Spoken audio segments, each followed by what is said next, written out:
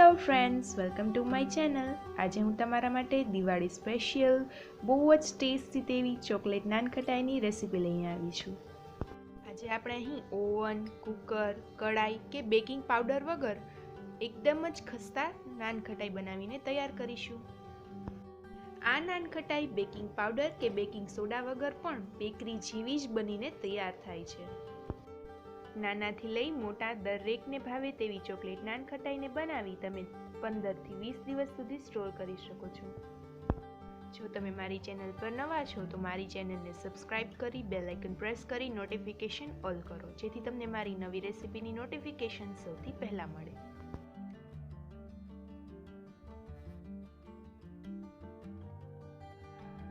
સૌપ્રથમ એક બાઉલમાં 1 કપ ઘી લઈ તેમાં 1 કપ પાવડર સુગર ઉમેરીશું અને એક જ ડાયરેક્શનમાં ફેટી લઈશું। તમે પાવડર સુગરને બદલે દળેલી સાકર પણ લઈ શકો છો।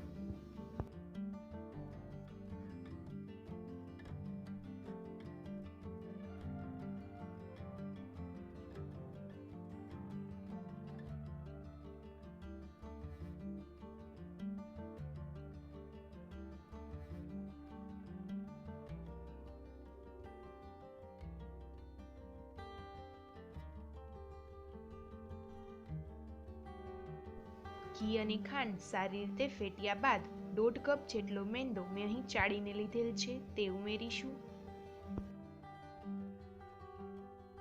ત્યારબાદ 1 કપ રવો અને 3 થી 4 ટેબલસ્પૂન જેટલો કોકો પાવડર ઉમેરીશું। પિંચ ઓફ બેકિંગ સોડા ઉમેરીશું અને બધું જ વ્યવસ્થિત મિક્સ કરી લઈશું। તમે બેકિંગ સોડા સ્કીપ પણ કરી શકો છો। વિધાઉટ બેકિંગ સોડા પણ આ નાનખટાઈ બહાર જેવી જ તૈયાર થશે। આ બધું જ વ્યવસ્થિત મિક્સ કરતા જઈ ડો તૈયાર કરી લઈશું।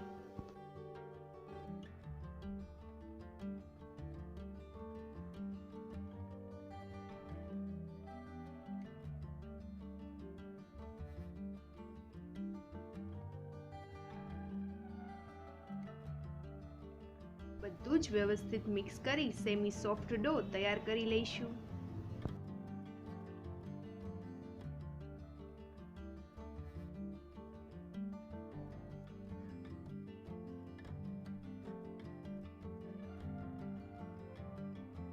ત્યારબાદ ચોકલેટ ચિપ્સ ઉમેરી વ્યવસ્થિત મિક્સ કરી લઈશું।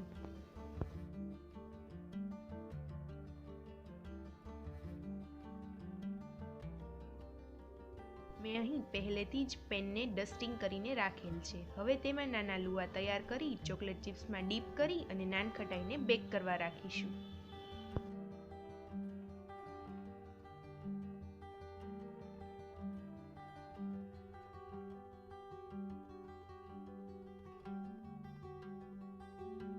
આ રીતે દરેક નાનખટાઈ તૈયાર કરી એક એલ્યુમિનિયમનું તપેલું લઈ તેમાં મીઠું ઉમેરી કાંઠો કે કોઈ પણ પ્લેટ રાખી નાનખટાઈ બેક કરવા મૂકીશું। 30 થી 35 મિનિટ માટે લો ફ્લેમ પર નાનખટાઈને બેક કરીશું।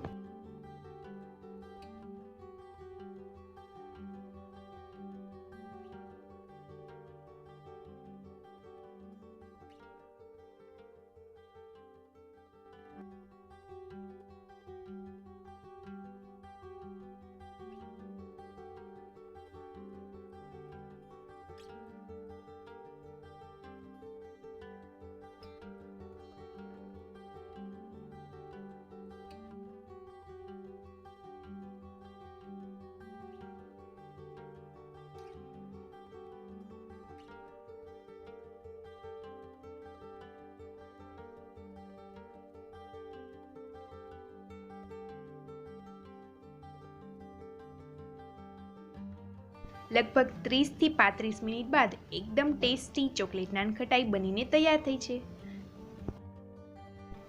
આ રીતે બધી જ નાનખટાઈ આપણે અહીં તૈયાર કરીશું। તો તૈયાર છે એકદમ ટેસ્ટી દિવાળી સ્પેશિયલ બેકરી જેવી ચોકલેટ નાનખટાઈ। તો તમે પણ આ રેસીપી આ દિવાળી પર જરૂરથી ટ્રાય કરશો। તમને મારી આ રેસીપી પસંદ આવી હોય તો તેને લાઈક અને ફેમિલી એન્ડ ફ્રેન્ડ્સ સાથે શેર કરવાનું ભૂલશો નહીં।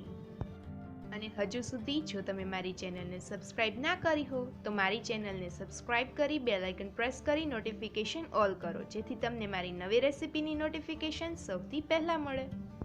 અને મને કમેન્ટ બોક્સમાં જરૂરથી જણાવશો તમને આ રેસિપી કેવી લાગી. તો ફરી મળીશું એક નવી રેસિપી સાથે. Thank you for watching. By friends.